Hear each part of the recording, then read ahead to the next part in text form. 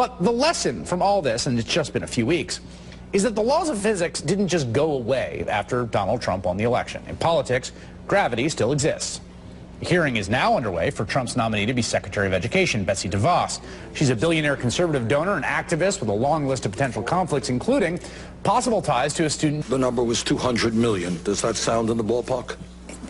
Collectively, between over my the years, entire yes. family, that's possible. Senator Bernie Sanders' first question to Education Secretary nominee Betsy DeVos, who has donated to 5 of the Republican senators overseeing her hearing tonight before the Committee on Health, Education, Labor, and Pensions, or HELP. DeVos has never held a position in public education, either as a policymaker, administrator, or a teacher. Instead, she's worked as an activist and a lobbyist advocating for the privatization of the K-12 system. DeVos's home state of Michigan has been a major beneficiary of her largesse, functioning as a kind of laboratory for her educational philosophy. Since the law incentivizing the creation of charter schools was passed in 2010, fully 80% of Michigan charters have come to be operated by for-profit companies. In that same period, according to a federal review, the number of charters on Michigan's list of worst schools has doubled, a proportion the review called, quote, unreasonably high. Joined now by Diane Ravitch, who is Assistant Secretary of Education under President George H.W. Bush, author of Reign of Error, The Hoax of the Privatization Movement, and the Danger to America's Public Schools. There's a few things to talk about here.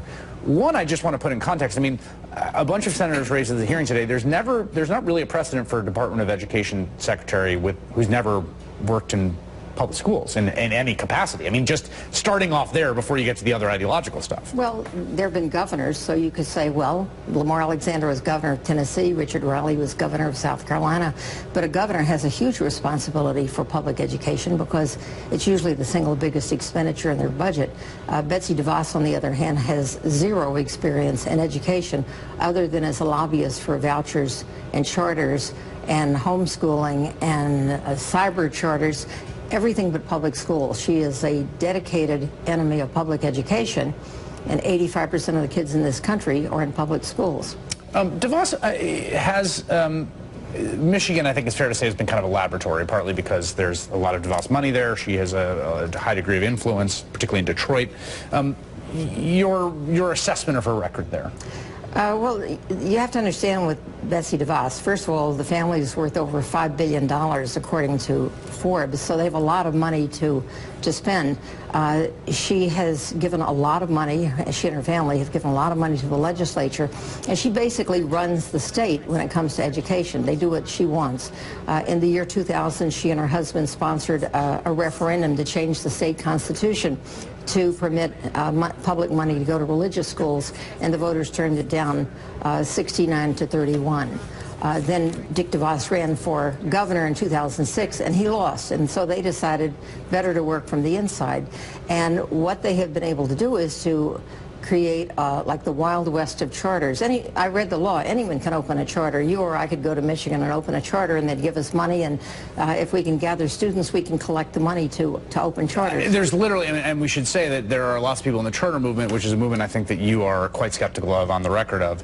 There are people in that movement who do not like DeVos because they feel that this complete Wild West lack of credentialing is actually tarnishing the broader movement. Right. Well, actually, Michigan was criticized by some group called something like the National Alliance for Authorizers of Charter Schools, saying that it had Michigan has one of the worst laws in the country because the charter people who are reputable want to see accountability.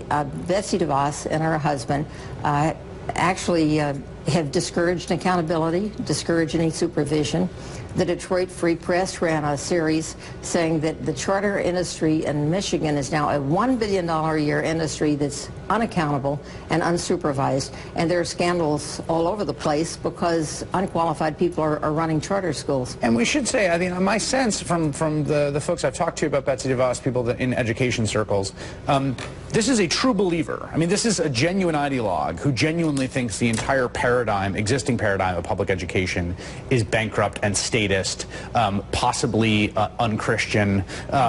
She really is a believer in undoing and destroying that.